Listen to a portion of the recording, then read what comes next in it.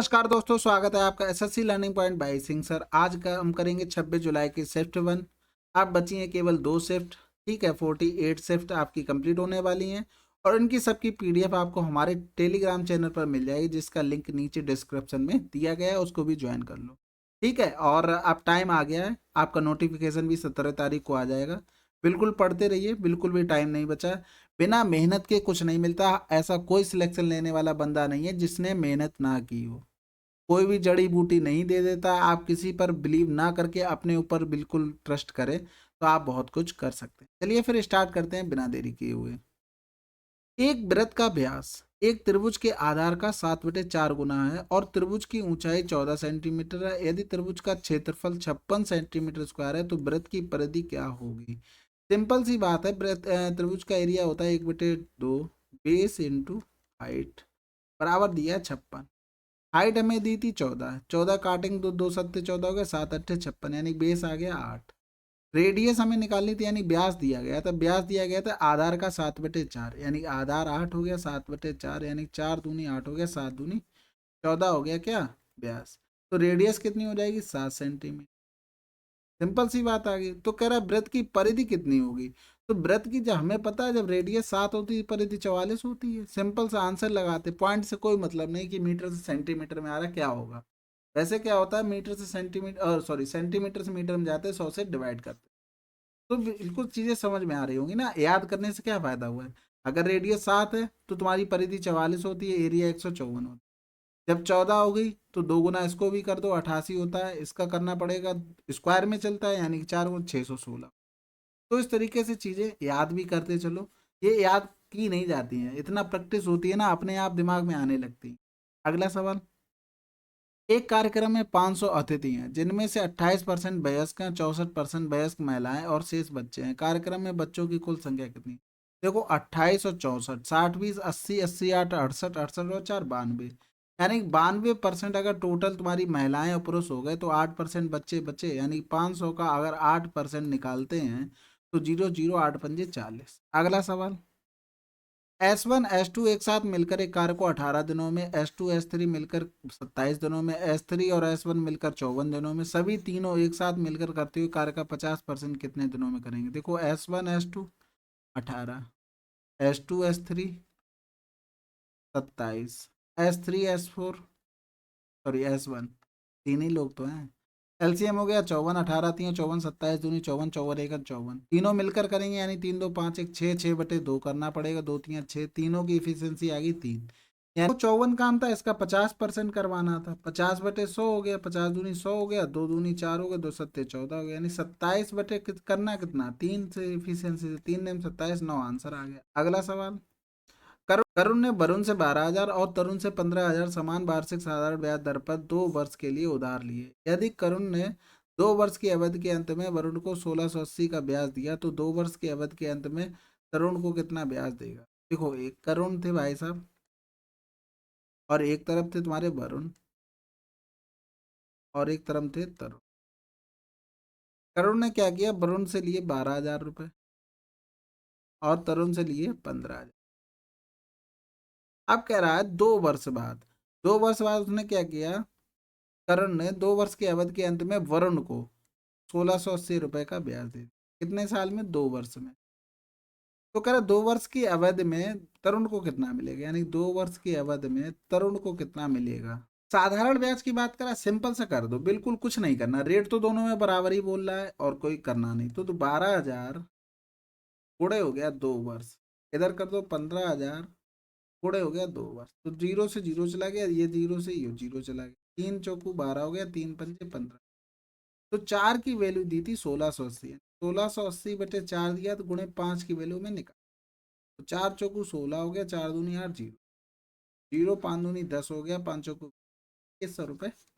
अगला सवाल। पहली 50 धनात्मक सम संख्याओं का औसत कितना होता है, 51 होता है। सम संख्याओं का एवरेज होता है n+1 और अगर विषम संख्या होती तो an होता। अगला सवाल।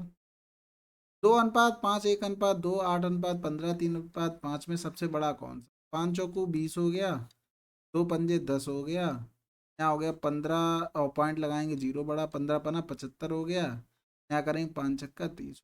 सबसे बड़ा पूछा गया 3:5 हो गया। अगला सवाल, P1 P2 और P3 का औसत इतना है, P1 का मान औसत का आधा है, P2 और P3 का औसत ज्ञात कीजिए। देखो P1 और P2 P3 सिंपल होते हैं, डायरेक्ट गुणा कर दो, तो P1 plus P2 plus P3 पाँति 15 150। P1 का मान एवरेज का आधा है यानी कि 25 है, 25 इससे घटा दो, बचा 125। दो लोगों का निकालना था, किसका, P2 और P3 का, तो 2 से डिवाइड, 2 चक्के 12, 2 दूनी 4, 2 पंजे 10, आंसर आ गया। अगला सवाल, देखो ये 2 नंबर तुमको दिए गए हैं, इनका बनाना है एचसीएफ। ठीक है, ऑप्शन एक बार देखा कि 4 की पावर 25 माइनस 1, ये तो नहीं हो सकता क्योंकि इसमें ये मिल नहीं रहा है। 25 से 315 कट रहा है, बिल्कुल नहीं कट रहा। 25 एकम 25 करेंगे 6 बचेगा, 65 कटता नहीं। तो यहाँ लिख सकते हैं 4 की पावर 5 और इसकी पावर हो जाएगी 5 छक्का 30, 5 15 माइनस का 1। दूसरे वाले में बन जाएगा 4 की पावर 5 की पावर 5 माइनस का 1। अब यहाँ पर एक चीज देखो, जब पावर ऑड होती है तो फैक्टर क्या होते हैं, अगर माइनस का साइन दिया हो तो माइनस वाले साइन के साथ ये फैक्टर। इसमें भी पावर ऑड है तो 4 की पावर 5 माइनस 5, तो ये दोनों चीजें क्या हुई, कॉमन हुई, तो यही तुम्हारा हो जाएगा एस। तो 4 चौकू 16, 16 16 में 256 गुणे हो गया 4 माइनस का 1। यूनिट डिजिट पर काम कर लो, तो 4 छंग 24 हो गया, 24 से एक आ जाएगा, 4 से क्या 3, आंसर आ गया 1023। अगला सवाल, 1998 में उत्पादित पंखों की संख्या 2001 में उत्पादित कूलरों की संख्या का अनुपात क्या है। 1998 में कूलर कौन से हैं, पंखे का पूछा गया, पंखे नीले वाले हैं, यानी कि 23:18, आंसर है। अगला सवाल, यदि छात्रों की कुल संख्या 500 है तो कितने छात्र क्रिकेट खेलते हैं। कुल छात्रों की संख्या देखो 500 है, 100% की वैल्यू 500 है, गुणे कर दो, कितना का पूछा गया कि छात्र क्रिकेट खेलते हैं, क्रिकेट खेलने वाले वैसे भी ज़्यादा होने चाहिए, तो 21 पंजे 105 हो गया। अगला सवाल, यदि शांत जल में एक नाव की चाल इतनी है, धारा की चाल इतनी है, तो नाव द्वारा धारा की दिशा में 80 किलोमीटर जाने में, यानी कि दोनों की स्पीड क्या होगी, जुड़ जाएगी, 14 6 20 हो गया, 20 चौकू 80, 4 आंसर आ गया। अगला सवाल, चार चार क्रमागत संख्याओं का औसत 64.5 है, इन संख्याओं में सबसे बड़ी संख्या क्या है, सिंपल है, 64.5 है, दो इधर होंगी, दो इधर होंगी, यहाँ से जाएंगे 65 हो गया, ये 66, आंसर आ गया। अगला सवाल, देखो सबसे कठिन सवाल आ गया, 2 दूनी 4, 2 से 2 कैंसिल हो गया, 25 12 37, आंसर। अगला सवाल, एक व्यक्ति का एक खिलौना 400 में खरीदता है और उसे 15% की हानि पर बेचता है तो विक्रय मूल्य, 400 का 15% हानि यानी 85% निकाल दो, 4 पंजे 20 हो गए, यहाँ से लगा दो, 4 अट्ठे 32 और 2 34। अगला सवाल, एक पुलिसकर्मी 200 मीटर की दूरी पर एक चोर को देखता है, उसका पीछा करना शुरू करता है। पुलिसकर्मी 9 किलोमीटर प्रति घंटा की चाल से दौड़ता है और चोर 7 किलोमीटर प्रति घंटा की चाल से दौड़ता है। पुलिसकर्मी चोर को कितने समय पकड़ लेगा, 9 और 7 का डिफरेंस 2 हो गया, 200 हो गया, ये 5/18 कर दो, तो 5 दूनी 10, 0 18 दूनी 36 हो गया, यानी कि 360 सेकंड हो गया, डिवाइड कर दो 60 से, मिनट में आ जाएगा 6 36। ये तो सभी को पता होगा ना, 200 मीटर की दूरी है, ये भागा कितना 9 किलोमीटर प्रति घंटा की चाल से, तो ये भागा 7 किलोमीटर प्रति घंटा की चाल से। अब इसे पकड़ेगा क्या, सापेक्ष चाल से, ये सापेक्ष चाल क्या है, 2 किलोमीटर प्रति घंटा बटे 200, इसको मीटर प्रति सेकंड में चेंज कर लिया, आंसर आ गया कितना, 6 मिनट। अगला सवाल, 15 संतरों का मूल्य 19 संतरों के क्रय मूल्य के बराबर लगभग कितना परसेंट होगा। तो देखो उसने 19 का क्रय मूल्य 15 से ही ले लिया, प्रॉफिट कितने के किया, 4, दिए कितने उसने अपने पास से, 15 गुणे 100 हो गया, यानी कि 5 3 15, 5 दूनी 10 हो गया, 4 दूनी 8, 80 हो गया, 80/3 हो गया, 3 दूनी 6 हो गया, 2 बचा, 3 6 18, 26.67%। नहीं समझ में आ रहा तो देखो 15 का एसपी बराबर हो गया 19 का सीपी, तो एसपी अपॉन सीपी कितना हो गया, 19/15। कितने का प्रॉफिट लिया, 4 का, बटे 15 गुणे 100, यही तो निकाला है। अगला सवाल, सैनिक के एक शिविर में 200 दिनों के लिए खाद्य सामग्री उपलब्ध है, 20 दिनों के बाद 100 और सैनिक शिविर में शामिल हो जाते हैं, जिससे बची हुई खाद्य सामग्री अगले 80 दिनों तक चलेगी। आरंभ में शिविर में कितने सैनिक थे, देखो 200 दिनों के लिए थी, कुछ शिविर में सैनिक थे, लेकिन 20 दिनों के बाद 100 और सैनिक आ गए, यानी कि जो खाना था 200 का, लेकिन 20 दिन तक तो खा गए, बचे कितना, 180 दिन का खाना था, 100 और आ गए, x + 100 हो गए। तो कह रहा है खाद्य सामग्री कितने लोग हो गए, मतलब 80 दिनों तक उसे अब चलानी, बस सिंपल सी बात ये है, बाकी कोई बकवास नहीं करनी। 2 ने में 18 हो गया, 2 चौकू 8 हो गया, यानी कि 9x बराबर 4x प्लस हो गया 4, तो 9 से 4 गया 5x हो गया, यानी कि 400 हो गया। x बराबर हो गया 5 अट्ठे 40, यानी आरंभ में शिविर में कितने लोग थे? 80। अगला सवाल, एक वस्तु को बेचते समय 20% 30% की दो क्रमागत छूटें दी जाती है। वस्तु के अंकित मूल्य और विक्रय मूल्य का अनुपात क्या होगा? देखो मार्क प्राइस मान लिया 100, तो तुम्हारा सेलिंग प्राइस क्या बनेगा? 100 पर छूट दी गई 20% की, मतलब 80% हो गया। फिर 30% मतलब 70%। ये 2 जीरो चले गए, 2 जीरो यहाँ से चले गए, तो यहाँ 4 दूनी 8 हो गया, ये 25 हो गया, यानी कि 25:14 आंसर आ गया। अगला सवाल देखो, सबसे कठिन सवाल आ गया फिर से। 6 1 7 हो गया, 7 छक्का 42 हो गया, इधर बच गया 8 डिवाइड बाई 8 हो गया, इधर 1 हो गया, 18 1 19। अगला सवाल, उपरोक्त आंकड़ों के अनुसार 2003 में पुरुषों की संख्या उसी वर्ष महिलाओं की संख्या से कितने % अधिक या कितने % कम है? 2003 में, इसमें कुछ भी कैलकुलेशन निकालने की जरूरत नहीं। पुरुष और महिलाओं की संख्या 9:8 में थी, तो देखो महिलाओं से पुरुष कितने ज्यादा थे? 1 ज्यादा थे, बटे 8 गुणे 100 हो गया, 1/8 है ना, 12.5% अधिक है। अगला सवाल, दो घनों का संपूर्ण पृष्ठीय क्षेत्रफल का अनुपात इतना है, आयतनों का अनुपात कितना होगा? ये 7 का स्क्वायर 9 का स्क्वायर, इनका क्यूब कर दो, आंसर आ गया कितना? 343 729। कैसे हो गया? सबको पता होगा, 6a1 square upon 6a2 square बराबर हो गया 49/। 6 से 6 कट गया, a1 अपॉन a2 कितना हो गया? 7/81। क्यूब करना था क्योंकि हमें वॉल्यूम निकालना था, तो क्यूब कर दिया, 7 का क्यूब 343 729 आंसर। अगला सवाल, 7 सेंटीमीटर आधार त्रिज्या 8 सेंटीमीटर त्रिज्या ऊंचाई वाले शंकु का वक्र पृष्ठीय क्षेत्रफल क्या होगा? शंकु का वक्र पृष्ठीय क्षेत्रफल होता है पाई आर एल। रेडियस क्या है? 7 सेंटीमीटर। 7 सेंटीमीटर होता है तो परिधि निकालनी होगी, क्योंकि यहाँ पर क्या होता है? 2 पाई आर होता है, बटे 2 कर दो, यानी 2 पाई आर की वैल्यू 44 होगी। 44 लिखेंगे, यहाँ पर 2 से कटेगा 22 हो गया, 22 गुणे 8 हो गया, 8 दूनी 16 8 दूनी 16 17 176 आंसर। अगला सवाल, ब्याज वार्षिक रूप से चक्रवृद्धि होने पर कोई राशि वार्षिक ब्याज की एक निश्चित दर से 13 वर्षों में स्वयं की 3 गुनी हो जाती है।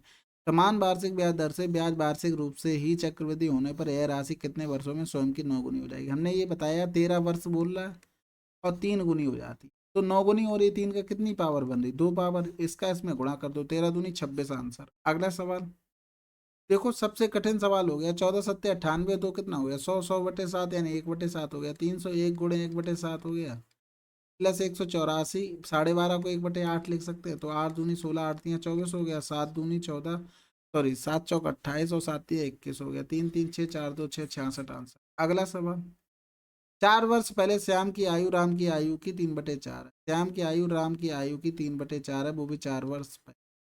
4 वर्ष बाद श्याम की आयु राम की आयु की 5/6 गुनी है, 4 वर्ष बाद।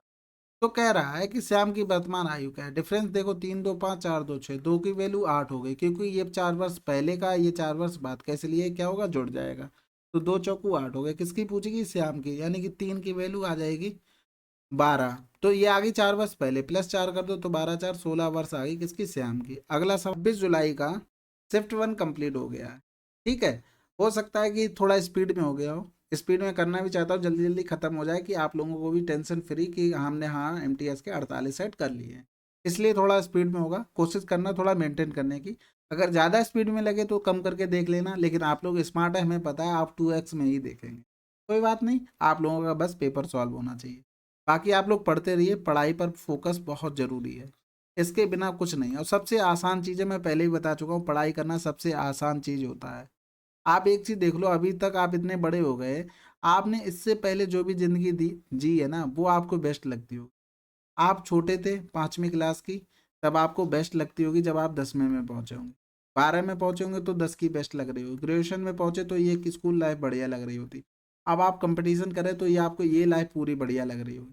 तो ये ज़िंदगी का एक वो है कि मतलब ये चीज़ें होती हैं आपकी, मतलब कुछ भी नहीं कर सकते इसमें, लेकिन ये पढ़ाई एक ऐसी चीज़ है, आप जितना भी करेंगे, अगर आपने इस पूरे पीरियड में पढ़ाई की होती तो ये पीरियड आपको बहुत अच्छा लगता, लेकिन यहाँ पर हम लोगों ने इतना संघर्ष नहीं किया। तो ये चीज़ें तो सबके साथ होती हैं, कुछ नया नहीं है। तो आप लोग को केवल पढ़ाई पर फोकस कीजिए, वो भी मेहनत से मन लगा के, अपने आप को धोखा मत दीजिए। आपके माँ बाप को कुछ नहीं करना है, आपकी ज़िंदगी है, आगे आप जिएंगे। अगर आप खेतों में काम करेंगे, किसी के यहाँ मजदूरी करेंगे, उससे बढ़िया है कि आप पढ़ के नौकरी ले लो। ठीक है, चलिए फिर मिलते हैं अगले वीडियो में, तब तक के लिए जय हिंद जय भारत।